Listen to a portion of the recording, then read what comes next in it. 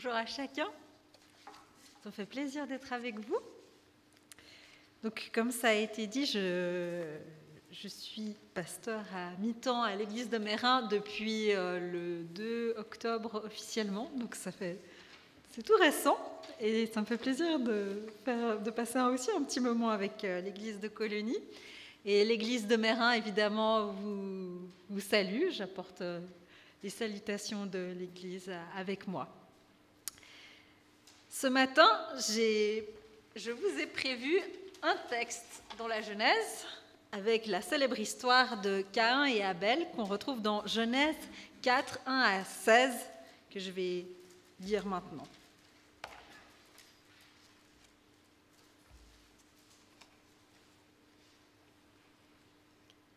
L'homme connut Ève, sa femme.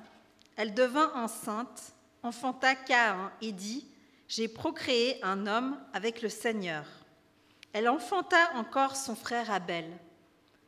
Abel faisait paître les moutons. Caïn cultivait le sol.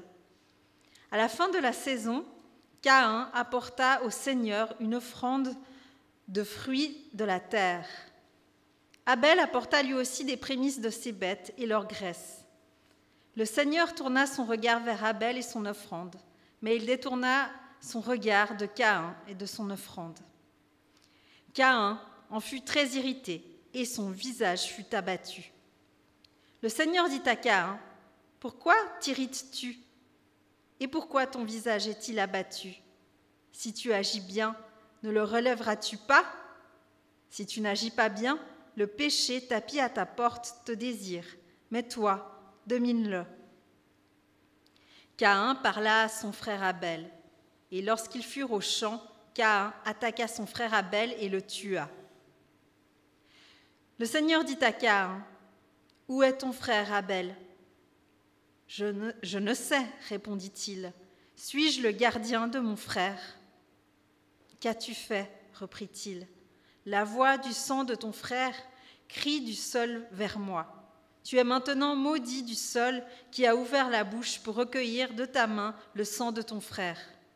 Quand tu cultiveras le sol, il ne te donnera plus de sa force. Tu seras errant et vagabond sur la terre. » Caïn dit au Seigneur, « Ma faute est trop lourde à porter.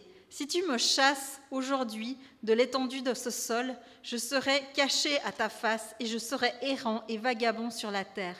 Et quiconque me trouvera me tuera. » Le Seigneur lui dit, « Eh bien, si l'on tue Caïn, il sera vengé 7 fois. » Le Seigneur mit un signe sur Caïn pour que personne, en le rencontrant, ne le frappe. Caïn s'éloigna de la présence du Seigneur et habita dans le pays de Nod, à l'orient d'Éden. Sacré texte, hein. Les textes de la Genèse, c'est comme un jeu énigmatique. Il y a des indices et des choses cachées. Il y a le silence et les éléments explicites. Comment interpréter au mieux ce qui est dit et ce qui ne l'est pas? Je ne pense pas qu'il y ait qu'une manière de comprendre ce texte. Le récit de Caïn et Abel suit directement l'expulsion d'Adam et Ève du jardin d'Éden. Une tragédie qui se répercutera sur les descendants et sur nous aussi, évidemment, aujourd'hui. Pour aborder ce récit célèbre, je vous ai écrit 2 monologues. Un fera parler Caïn et l'autre Abel. Ce n'est qu'une manière de voir les choses, je tiens à le préciser. En lisant le texte, je me suis demandé pourquoi ces 2 frères avaient-ils voulu faire une offrande à Dieu alors que personne ne leur demandait. Et voilà ce qui a germé dans mon esprit. Au bout des jours, Caïn, puis Abel, décident d'offrir quelque chose à Dieu. Quelles sont leurs motivations? Écoutons-les.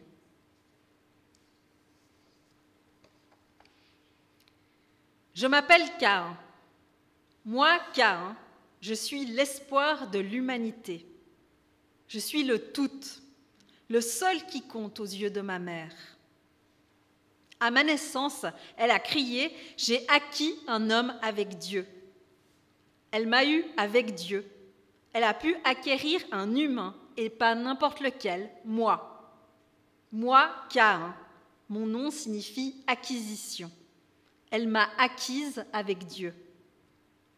Je suis le sûr et le certain. Quelque chose, non, pardon, quelqu'un qu'elle ne perdra pas. Je suis la fierté de ma mère, ça vous l'aurez compris. Mon père? Quel père? Ah, vous voulez dire la dame? Oui, c'est ainsi qu'elle l'appelle, l'homme. Je ne sais pas pourquoi et je m'en fiche un peu. Je suis l'homme de sa vie après tout. Je cultive des champs, je plante, je récolte le fruit de la terre. Je suis un terre-à-terre. La terre, elle est à moi. Je suis l'héritier de mes parents. Mes parents croyaient avoir tout perdu lorsqu'ils ont été bannis de ce jardin. Mais ma mère m'a eu moi. Ah oui, ça c'est vrai, je vous l'avais déjà dit. Ok, c'est vrai, il y a Abel. Lui, c'est mon frère. Il s'occupe de bétail, il n'est jamais vraiment là. Il erre, il transhume avec ses bestioles. Et franchement, il n'y a rien, strictement rien à dire à son sujet. Ignorez-le.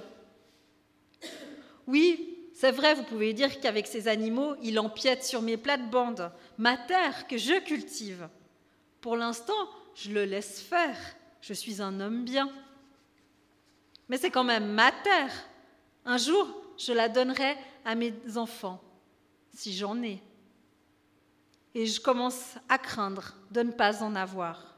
Pas de femme à l'horizon. Et bizarrement, je le vois, je commence à devenir plus vieux que ma mère, plus vieux que mon père. C'est comme si la vie m'emmenait vers un lieu, un monde que personne ne connaît, la mort. Devrais-je être le premier à y passer? Dieu a dit à mes parents qu'ils allaient mourir. Et ils sont encore vivants, eux qui ont été créés sur le sol du jardin. Dois-je mourir avant d'avoir eu une descendance? Si c'est le cas, c'est ce type, cet Abel qui aura mes terres. Hors de question de mourir. Je dois aller négocier avec Dieu, acquérir quelque chose, lui donner quelque chose. Mais quoi? Ah oui, le produit de ma terre, c'est bien ça. J'ai réussi à faire quelque chose de bien d'une terre maudite. Donner une part à Dieu. Je suis sûre, il m'écoutera. Vous allez voir. Tiens, voilà Abel qui vient. Mais qu'est-ce qu'il fait encore?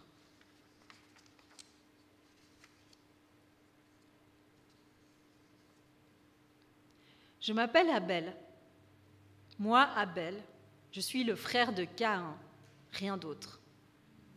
Un père absent, une mère qui n'a Dieu que pour mon frère. Quelle place me reste-t-il?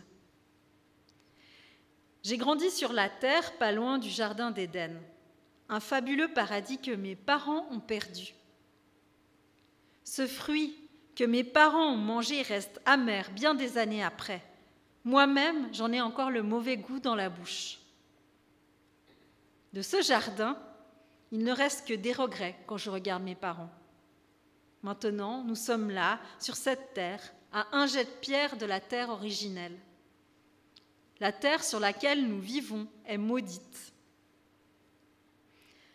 Ma mère nous a dit, peu importe, cultivez le sol.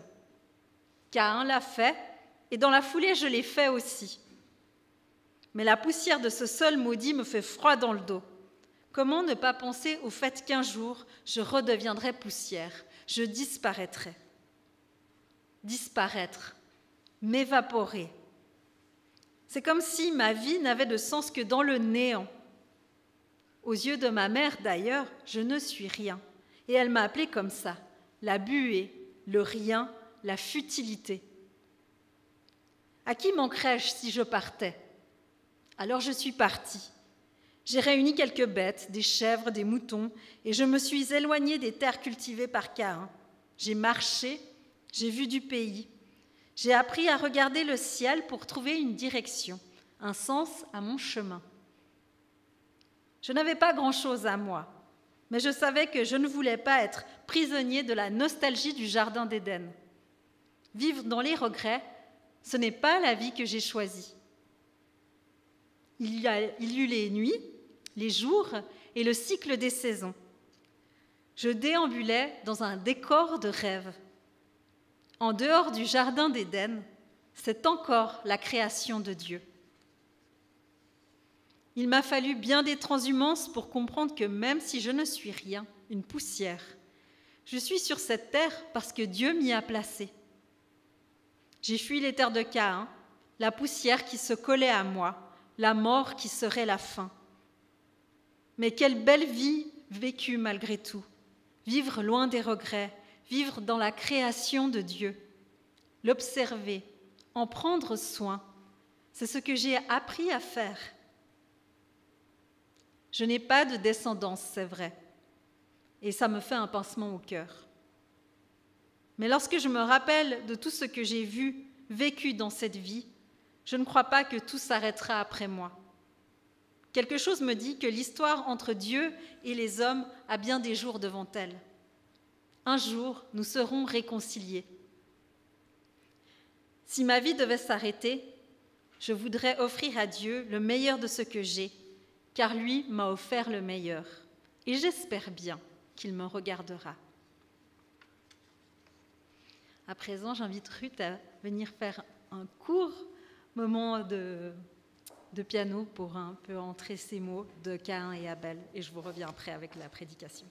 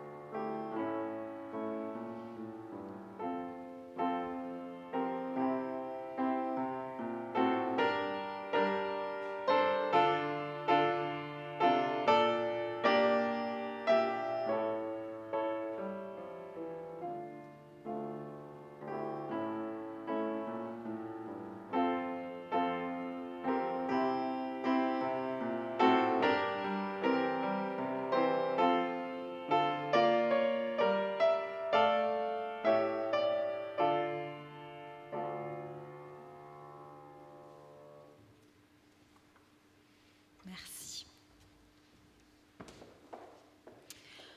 Au sortir du jardin d'Éden, deux hommes vont naître. Il y a Caïn et Abel.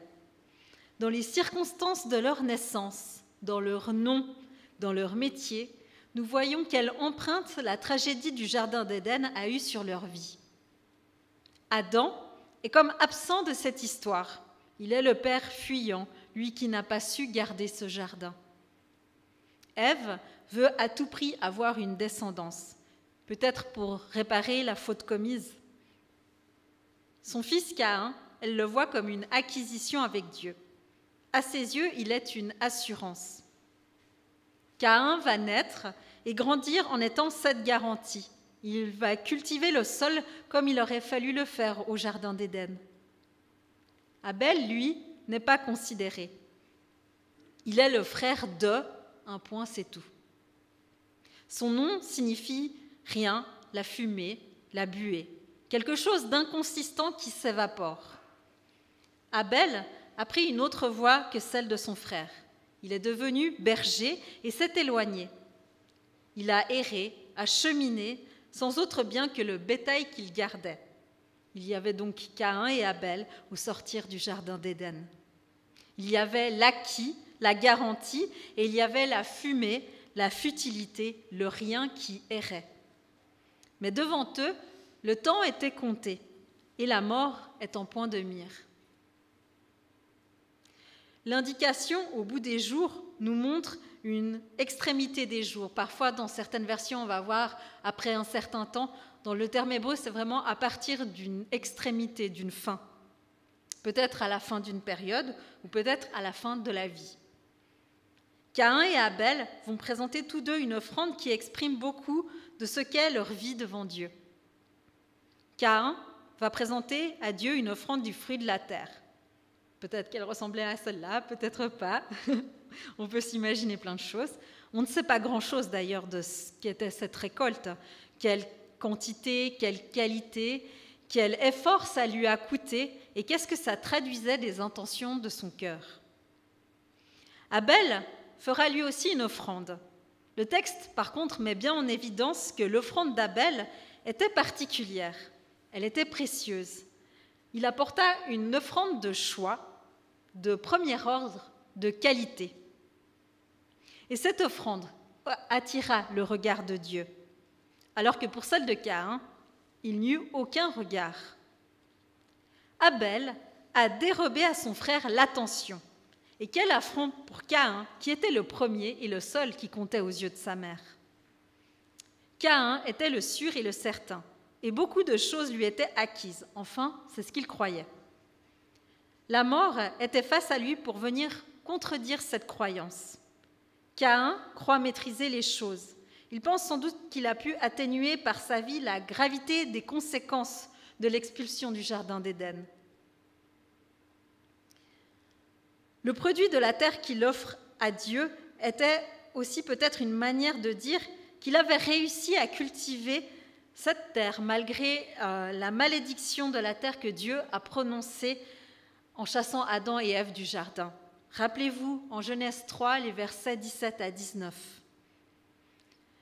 Le sol sera maudit à cause de toi. C'est dans la peine que tu t'en nourriras tous les jours de ta vie. Il fera germer pour toi l'épine et le chardon, et tu mangeras l'herbe des champs. À la sueur de ton visage, tu mangeras du pain, jusqu'à ce que tu retournes au sol, car c'est de lui que tu as été pris. Oui, tu es poussière, et à la poussière tu retourneras. L'homme est poussière et retournera à la poussière. Caïn, lui qui me paraît être aussi solide et sûr qu'une statue d'airain massive et immuable, lui aussi deviendra poussière. Le vent soufflera et il disparaîtra. Caïn est passé toute sa vie à côté de cette réalité.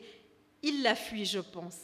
Et lorsque Dieu ne lui accorde pas le regard qu'il pensait mériter, il se dévisage. Littéralement, le mot veut dire que son visage tomba, comme si un cataclysme venait secouer sa structure interne, les fondements de sa vie. C'est là qu'une violente pulsion se réveille en Caïn, la colère. Cette chose profonde a attiré Dieu vers Caïn. Et remarquez que Dieu ne s'est pas approché de Caïn à cause de son offrande, mais face à cette colère sourde, profonde qui venait du fond de lui. Dieu vient parler à Caïn et lui offrir de s'améliorer, de considérer l'échec de l'offrande non comme une fatalité, mais comme une possibilité de se dépasser. Parce que l'échec n'est pas une fatalité. Dieu avertit également Caïn sur le danger du ressentiment. Au verset 7, il dit « Si tu agis bien, ne le relèveras-tu pas ? Si tu n'agis pas bien, le péché tapis à ta porte te désire, mais toi, domine-le. » C'est comme si Dieu offrait à Caïn le choix de la vie ou de la mort.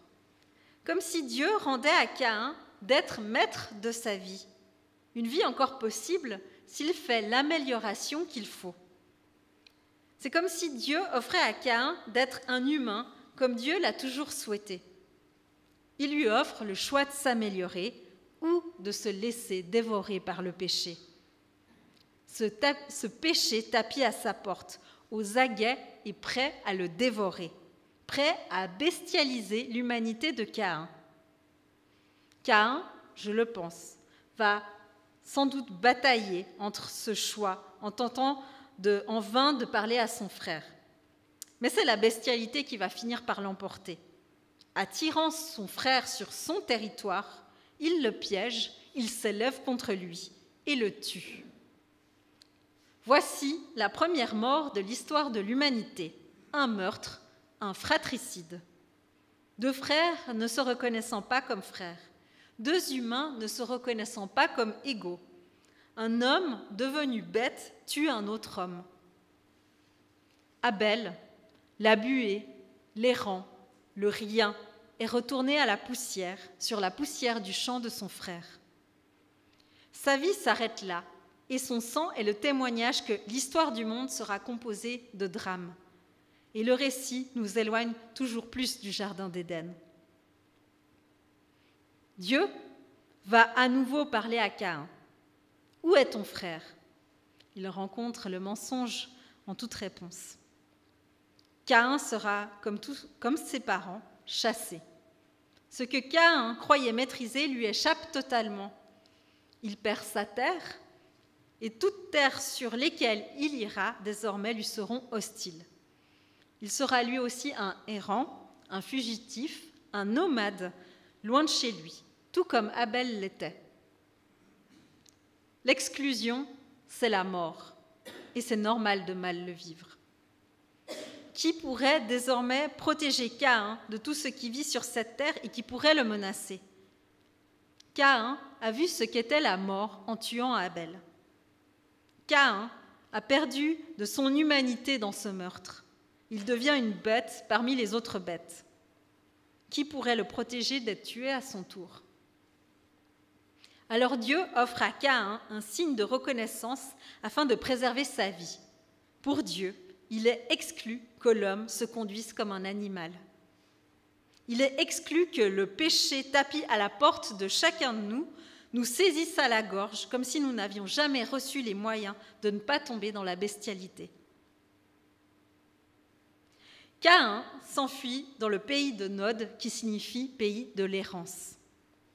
Là-bas, il y construit une civilisation. Caïn reste Caïn. Il a besoin de bâtir des choses sûres et solides.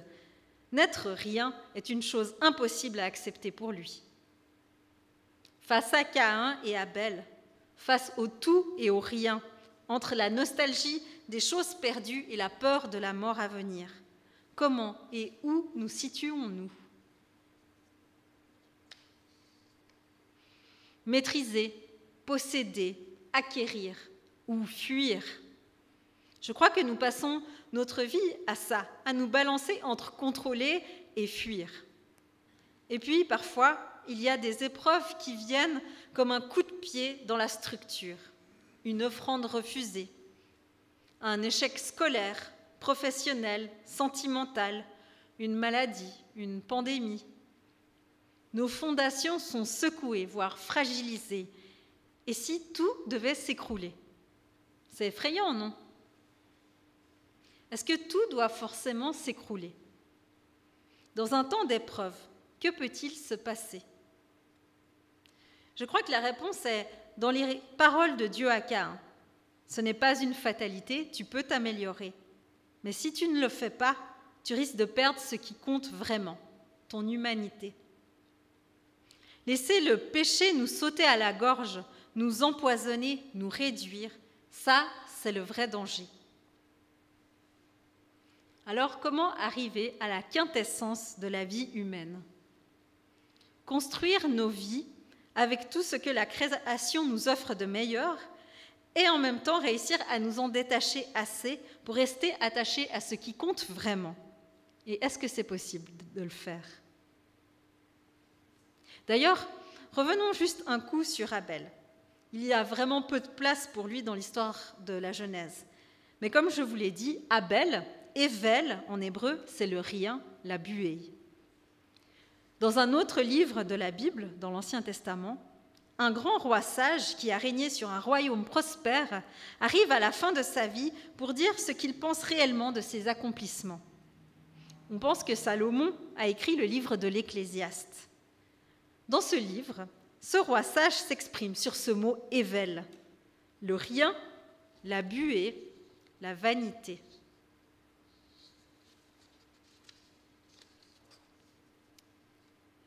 Vanité des vanités, tout est vanité. Fumée des fumées, tout part en fumée. Souviens-toi de ton Créateur alors que tu es encore jeune, avant que tes jours ne déclinent et que tu perdes le goût de la vie, avant que la poussière ne retourne à la terre. Abel des Abel, tout est Abel. Ce qui fait l'humain, c'est de respecter Dieu en suivant ses paroles, car Dieu demandera des comptes pour toutes nos actions, même celles qui sont cachées, les bonnes et les mauvaises. Voilà en substance la conclusion de l'Ecclésiaste. Caïn n'a pas respecté la parole de Dieu et il a perdu son image, son visage d'humain, et il est devenu une bête. Abel, lui, dans son errance, avait sans doute compris que tout est à Dieu et tout va à Dieu. On peut ainsi lui offrir la meilleure part de ce qu'il nous donne. Malheureusement, Abel, elle a fumé et il est redevenu poussière du sol. Alors que reste-t-il de l'humanité au sortir du jardin d'Éden face à la mort qui nous attend? Comment cette histoire humaine continue-t-elle? Eh bien, il y a Seth, un autre fils d'Adam et Ève, un nouveau fondement pour l'humanité. La continuité de l'image de Dieu posée sur l'être humain, comme l'exprime Genèse 5. Il sera la descendance d'Adam et l'ancêtre de Jésus. Porter cette marque de l'image de Dieu fait de nous des humains. La vie que Dieu nous donne dépasse la malédiction du sol, de la poussière. Et Paul le dit dans l'Épître aux Romains. Il n'y a plus de condamnation pour ceux qui sont en Jésus-Christ, car la loi de l'Esprit qui donne la vie t'a libéré de la loi du péché et de la mort. Jésus est cette marque posée sur nous. Jésus est cette amélioration que Dieu proposait à Caïn. Oui, c'est vrai, la création a été soumise à la futilité de la poussière. Mais dans la mort et la résurrection de Jésus, l'humanité se dépasse et s'améliore au mieux. Préservons cette image de Dieu en nous. Prenons du temps pour méditer au fondement de notre vie. Écoutons Dieu. Prenons en compte la proposition de vie en Jésus. Approchons-nous de Dieu et laissons-nous aussi approcher par lui. Entre Caïn et Abel, entre le tout et le rien, entre la nostalgie du passé et les craintes sur l'avenir, entre la vie et la mort, traçons avec Dieu notre voie, notre chemin pour faire briller notre humanité à l'image de Dieu, à l'image de Jésus, dans cette création tout aussi belle que souffrante. Amen.